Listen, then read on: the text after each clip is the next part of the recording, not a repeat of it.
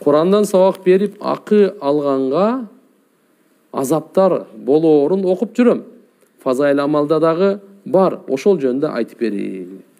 Өзү бизде мындай да, дини амалдар бар го. Куран-ы Каримдин окуп беребизби, Куранды таалимин беребизби, азан айтабызбы, намаз окуп беребизби, бирөөгө насаат айтабызбы?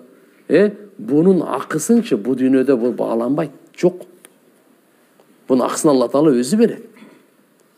Өзү берет. Бизде Ханафи мазхабта ошон үчүн имамдарга, азанчыларга, мугалимдерге, дини кызмат кылгандарга айлык алган болбойт деген.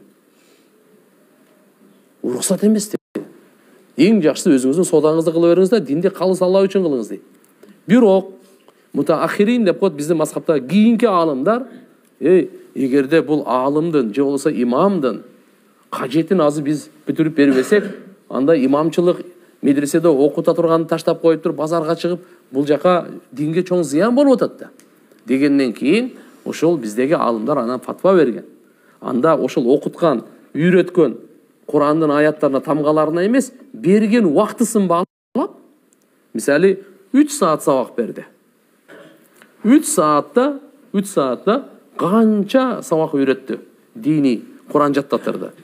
Ошого эмес, 3 саат бергенине баалап туруп айлык берсе болот деген да. Ошондой кылып алса болот. Ата Куран, хадистин, диндин акысы алса болбойт.